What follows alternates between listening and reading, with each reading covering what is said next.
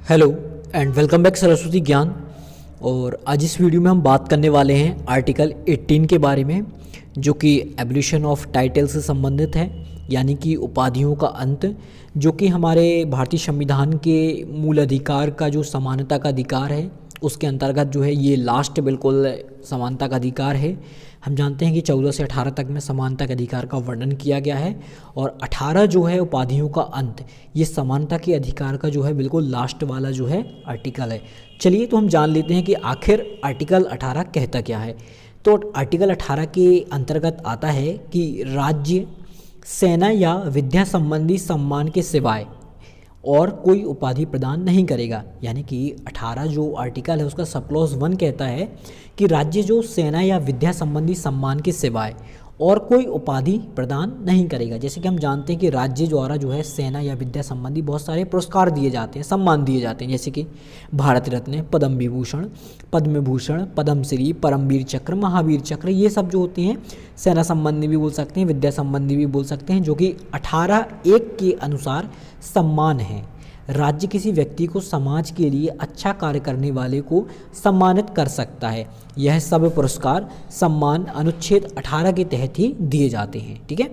हालांकि यह भी व्यवस्था की गई है कि पुरस्कार पाने वाले के नाम की प्रत्यय या उपसर्ग के रूप में इसका इस्तेमाल नहीं होना चाहिए, अन्यथा उन्हें पुरस्कारों को त्यागना होगा। इसका अर्थ ये है, जैसे किसी को भारत रत्न का पुरस्कार मिलता है, सम्मान मिलता है, या पद्म भूषण मिलता है, पद्मश्री मिलता है, तो वो अपने नाम के आगे या पीछे जो है इस चीज़ को प्रयोग नहीं कर सकते। यानी कि जैसे अब किसी भी व्यक्ति है, जैसे प्रेम नारायण शर्मा है, उन्हें भारत रत्न मिलता है, तो वह भारत रत्न प्रेम नारायण शर्मा नहीं लिख सकते, या भारत रत्न को पीछे अपने नाम के पीछे नहीं जोड़ सकते।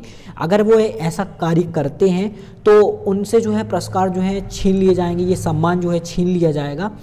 इसलिए हम समझ गए हैं कि ये जो कुछ सम्मान जो दिए गए हैं ये उपाधियां नहीं हैं, ये सम्मान है। और ये सम्मान किस लिए दिए गए हैं? कि अच्छा कार्य करने वाले को सम्मानित करने के लिए, है ना। इससे फ़ायदा क्या है? इससे लोग जो हैं ये सम्मान पाने के लिए जो है अच्छे अच्छे कार्य करें, हमारे समाज में जो है एक अच्छी प्रगति हो और सामाजिक कार्य जो हैं किए जाएँ, इसलिए इन सम्मानों को जो है किया गया है, इनको सम्मानों को प्रयोग में लाया जाता है। अब इसके बाद सबसे महत्वपूर्ण बात ये हो जाती है कि भारत में जो ये सम्मान है, आपको ये सबसे ज़्यादा याद रखना है कि भारत रत्न जो है एक वर्ष में अधिकतम 3 लोगों को ही दिया जा सकता है। ये आपको बहुत इंपॉर्टेंट, इस बार यूपीएससी के पेपर में जो है ये पूछा भी गया था। और ये बहुत सारे पुरस्कार जो राष्ट्रीय पुरस्कार हैं वो 1954 में जो है स्टार्ट भी किए गए हैं, है ना। तो ये आपको बहुत ही ज़्यादा इंपॉर्टेंट है, ये आपको याद भी रखना है। दूसरा सब क्लॉज के बारे में हम जान लेते हैं कि भारत का कोई नागरिक विदेशी राज्य से कोई उपाधि स्वीकार नहीं करेगा। इसका मतलब यही है कि भारत का यदि कोई नागरिक है, हम हैं, आप हैं, और कोई भी व्यक्ति हो सकता है, तो नागरिक विदेशी राज्य से कोई उपाधि प्राप्त नहीं करेगा। मान लीजिए कोई ब्रिटेन है, ब्रिटेन में जैसे कोई उपाधि दी जाती है, तो ऐसा नहीं कि आप ब्रिटेन से उपाधि कोई प्राप्त कर सकते हैं। तो ये अगर आप ऐसा करते हैं तो आर्टिकल 18(2) सब क्लॉज का जो है ये उल्लंघन माना जाएगा, है ना। अब 3 सब क्लॉज के बारे में बात करते हैं। कोई विदेशी राज्य के अधीन लाभ या विश्वास की किसी पद को धारण करते हुए किसी विदेशी राज्य से कोई भी उपाधि राष्ट्रपति की सहमति के स्वीकार नहीं कर सकता। ये भी बात बिल्कुल सत्य है कि आप किसी विश्वास वाले पद पर यदि आप हैं तो आप जो है राष्ट्रपति की सहमति के बिना किसी भी विदेशी राज्य से कोई भी उपाधि जो है स्वीकार नहीं कर सकते। अगर कोई राज्य यानी कि कोई देश आपको अगर उपाधि देना चाहता है, आपने कुछ ऐसा कृत्य किया है, तो आपको सबसे पहले जो है राष्ट्रपति की अनुमति लेना जो है बहुत ज़्यादा अनिवार्य है। यदि राष्ट्रपति आपको अनुमति दे देता है तो इसमें कोई दिक्कत नहीं है, आप वो उपाधि धारण कर सकते हैं।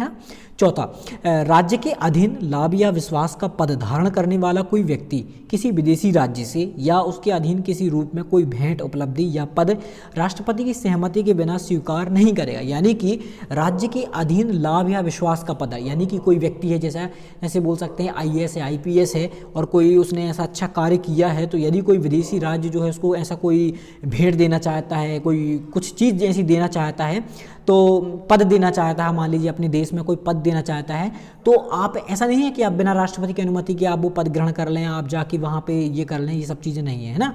सबसे पहले आपको राष्ट्रपति की सहमति जो है आपको सहमति प्राप्त होनी चाहिए। उसके बाद ही आप जो है कोई भी भेंट और कोई भी पुरस्कार या कोई भी उपाधि, है ना, आप प्राप्त कर सकते हैं। तो ये जो है हमारे बहुत ही इंपॉर्टेंट सब क्लॉज थे आर्टिकल 18 के अंतर्गत, जो कि बहुत ही इंपॉर्टेंट है।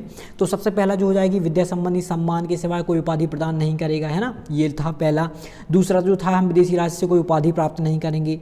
तीसरा था कि हम यदि कोई राज्य के अधीन कोई विश्वास के पद पर धारण है या हम किसी राज्य से कोई लाभ प्राप्त करते हैं तो राष्ट्रपति की सहमति के बिना हम कोई भी उपाधि जो है विदेशों से प्राप्त नहीं करेंगे, ठीक है।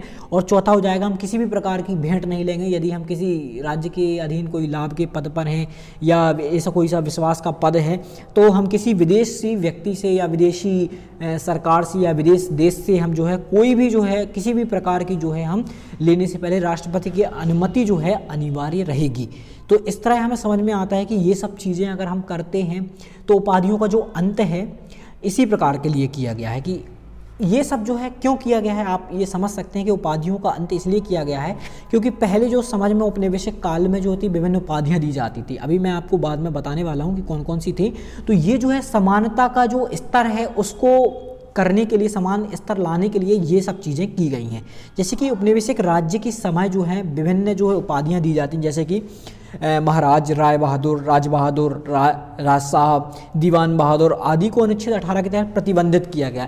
ये सब आपने देखा होगा कि पहले के लोगों को जो है ये उपाधियां दी जाती थी, या वंशानुगत भी जो कुछ लोग रहते थे राजा महाराजा के घर के, तो उन्हें ये उपाधियां दी जाती थी। लेकिन ये सब जो उपाधियां हैं आज वर्तमान में जब संविधान लागू हुआ है, हमारा देश एक लोकतंत्र देश बन चुका है, तो उसमें सभी लोगों से जो है वह एक उस व्यक्ति को जो है एक भिन्न बना देता है। भिन्न बना देता है मतलब कि एक समान स्तर से जो थोड़ा सा ऊंचा उठा देता है। इसलिए सभी लोगों को समान लाने के लिए ये सब चीज़ें की गई हैं।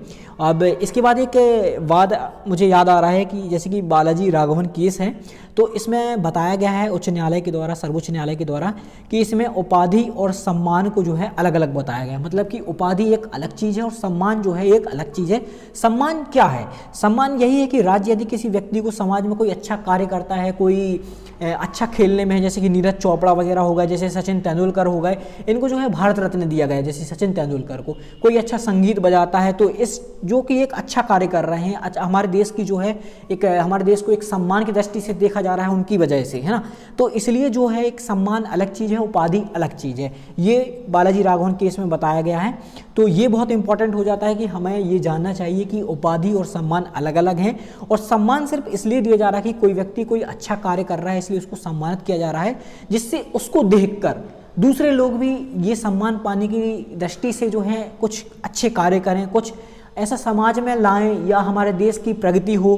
इसलिए जो सब ये चीज़ें जो है सम्मान बनाए गए हैं। ऐसा नहीं है कि सम्मान अगर किसी को मिल जाता है वो दूसरे व्यक्ति के समान स्तर से जो है कुछ अलग हो जाते हैं, ऐसा नहीं। सभी लोगों को यहाँ पे हमारे संविधान में समान माना गया है।